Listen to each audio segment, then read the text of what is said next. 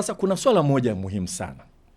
Hapa duniani tunatofautiana nchi na nchi, tunaangaliaga sana GDP, tunaangalia pato la nchi. Lakini ukiangalia vizuri sana, nchi zinasonga mbele zaidi kwa kuwekeza kwenye sayansi, teknolojia na ubunifu. Na elimu ambayo haiandai wanasayansi wa nchi, kwa kweli haiwezi kutuandaa vizuri kusonga mbele. Unaweza kuwa na mgodi wako, lakini huna teknolojia, huna sayansi ya kuendeleza. Huwezi kuwa na madaktari wazuri bila kuwa na wanasayansi wazuri. Kwa hiyo katika mageuzi haya na msukumo wetu, kuna emphasis kubwa sana imewekwa kwenye masomo ya sayansi. Kwa mfano, chini ya maelekezo ya rais wetu, kila mkoa imejengewa sekondari ya wasichana ya sayansi, na ameagiza zijengwe nyingine za wanaume kwa mikoa yote, ili kuhakikisha kwamba watu kweli wanasoma masomo ya sayansi. Lakini vile vile iligundulika vijana wengi wenye uwezo wa kusoma sayansi, wakifika form 6 anasoma PCM, anapata A3, lakini anaona mimi ngoja nikasome zangu biashara. Hata kwenda kusoma sayansi, kuna faida gani? Kwa hiyo tumeweka vivutio, na rais wetu alituagiza akasema, nataka vijana hao wenye uwezo mkubwa sana kwenye sayansi wasomesheni moja kwa moja, sio kwa mkopo. Walipieni kila kitu na hela za kujikimu na laptop na nini, wasome sayansi ili wasiache. Sisi wizarani tulivyojadili tukasema usomeshaji wa namna hiyo unaitwa scholarship.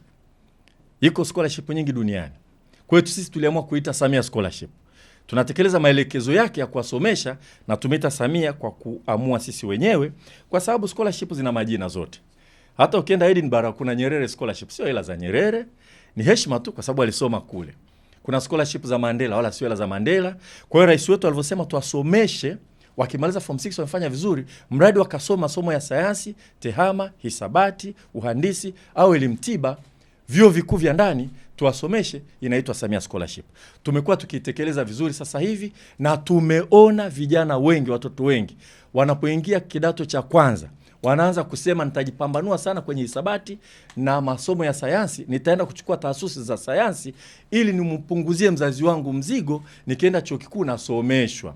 Wengine wanatumia neno bure, kwa sababu utalipiwa tuition fees, utapewa na ile ya kujikimu, utapewa na laptop, unaendelea na kusoma. Kwa hiyo Samia Scholarship inatumika kama kivutio, vijana wenye uwezo wasome sayansi. Nimesema bila sayansi nchi haiendelee. Tutafanya mambo mengi sana, lakini tunahitaji wanasayansi. Na wanasayansi hao wengine wakisoma uhandisi sasa wakienda mbele, wao wana teknolojia. Tuna migodi, tuna kila kitu, hatuwezi kutegemea watu kutoka nje tu. Lazima tuandae watu wetu. Katika mrengo huo tumeamua kutoa Samia Scholarship Extended kwa baadhi ya field. Tunapeleka sasa hivi kwenye masters. Wakati fulani tulikuwa tunatafuta mtu wa kuangalia tume ya nguvu za atomi hapa Tanzania. Tukagundua wasomi wa maeneo hayo wamepungua sana, wakati sisi tuna uranium hapa Tanzania. Kwa hiyo tukaamua kwamba kuanzia sasa hivi ile tume itenge fedha kusomesha Watanzania katika level ya masters katika kitu tunachokiita Samia Scholarship Extended katika maeneo hayo. Eneo jingine kubwa na muhimu ambalo kwa hakika dunia inaenda kwa kasi sana ni eneo hili wanaita akili unde, yani akili iliyoundwa, artificial intelligence, mambo ya data science na maeneo kama hayo. Dunia inaenda kwa kasi sana. Hata masuala ya usalama wa nchi, uchumi, banking, kilimo kinaenda kutegemea sana masuala ya akili unde.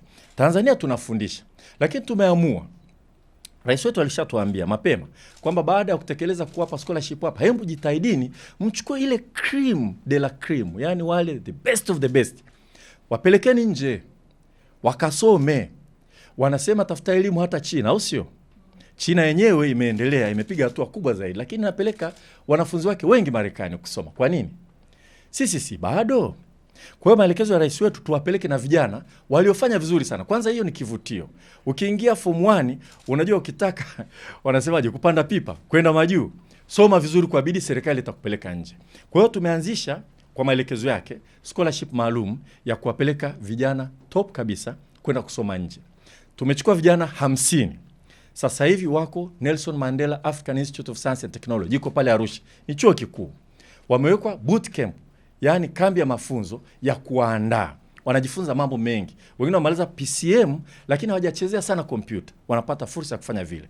Wanaandaliwa, wote watapelekwa kwenda kusoma nje kwa utaratibu wa serikali ambao sisi tumeamua kuita Samia Scholarship Extended, Data Science, Artificial Intelligence and Allied Sciences. Hata wakisoma cyber security, hata computer science wakasome. Naamini bachi ya kwanza itaondoka mwisho wa mwezi Januari, wanaenda Johannesburg University, South Africa, na hiyo tumeichagua kwa sababu university ile ukisomea mambo hayo lazima ufanye wakati huo unafanya kazi kwenye makampuni hayo ya teknolojia. Unapata uzoefu mzuri, unakujenga zaidi. Sio mambo ya darasani tu, ni aina fulani ya elimu ya amali. Alafu bachi ya pili nadhani itaondoka, itaenda Ireland mwezi wa 9, na kule kuna uzoefu mkubwa sana, makampuni makubwa ya teknolojia. Wakati unasoma unapata fursa ya kufanya kazi, unasoma unapata fursa ya kufanya kazi. Kwanza ukimaliza unapewa visa ya kukaa miaka 2 Ireland kuendelea kufanya kazi na kupata uzoefu. Kwa hiyo kwa upande wa Tanzania tumeanza kutekeleza maelekezo ya rais wetu.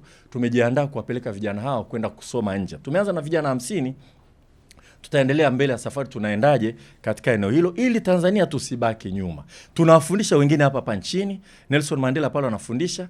Kuna chuo cha Indian Institute of Technology, the best duniani, kinatawi pale Zanzibar. Tutapeleka baadhi ya Watanzania pale kwenda kusoma. Tutaendelea kujenga uwezo wa ndani, lakini tafuta elimu hata China. Na sisi tunaenda Ireland, tunaenda South Africa, tutaendelea kufungua maeneo mengine zaidi.